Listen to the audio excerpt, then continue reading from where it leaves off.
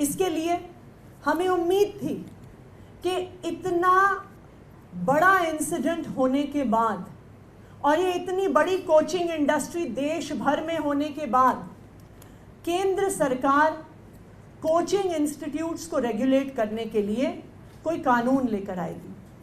लेकिन हमें इस बात का दुख है कि केंद्र सरकार ऐसी देशव्यापी इंडस्ट्री को रेगुलेट करने के लिए, एक ऐसी इंडस्ट्री जहां पर पेपर लीक, जहां पर इलीगैलिटी, जहां पर स्टूडेंट सुसाइड, हर प्रकार की समस्याएं सामने आई हैं, इस इंडस्ट्री को रेगुलेट करने के लिए और इतनी इलीगैलिटी सामने आने के बाद भी केंद्र सरकार ने किसी भी प्रकार की रेगुलेशन को इंट्रोड्यूस नहीं किया है।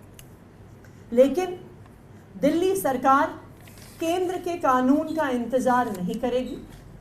जिस प्रकार से प्राइवेट स्कूल्स को एक कानून के तहत रेगुलेट किया जाता है, जिस प्रकार से प्राइवेट हॉस्पिटल्स को, नर्सिंग होम्स को एक कानून के द्वारा रेगुलेट किया जाता है, उनके इंफ्रास्ट्रक्चर की गाइडलाइंस बनती हैं, उनकी रेगुलर इंस्पेक्शंस होती हैं, उनको रिकग्निशन दी जाती है, उसी तरह से दिल्ली सरकार, अरविंद केजरीवाल जी की सरकार एक कानून लेकर आएगी जो दिल्ली में चल रहे सारे कोचिंग इंस्टीट्यूट्स, चाहे वो IAS, IIT JEE, NEET, CUET, NDA, किसी भी एग्ज़ाम्स की तैयारी करवा रहे हों, उन सबको रेगुलेट करने के लिए दिल्ली सरकार एक लॉन्ग टर्म सोल्यूशन के तहत एक कोचिंग इंस्टीट्यूट्स रेगुलेशन एक्ट लेकर आएगी। इसमें कई पक्ष शामिल होंगे। सबसे पहले इंफ्रास्ट्रक्चर रेगुलेशन, कि कितना मिनिमम इंफ्रास्ट्रक्चर है जो कि एक कोचिंग इंस्टीट्यूट के पास होना चाहिए। जिस तरह से स्कूल्स, नर्सिंग होम्स, सबको एक इंफ्रास्ट्रक्चर रिक्वायरमेंट दी जाती है, तो जो कोचिंग इंस्टीट्यूशंस का रेगुलेशन एक्ट आएगा उसमें कोचिंग इंस्टीट्यूट्स की इंफ्रास्ट्रक्चर रिक्वायरमेंट होगी।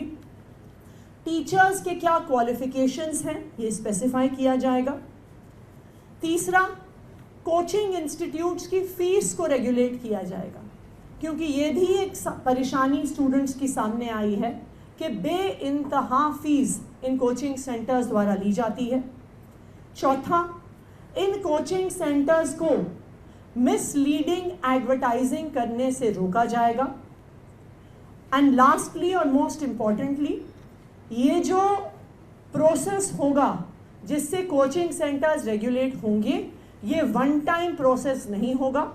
Regular inspections in coaching centres की करी जाएंगी।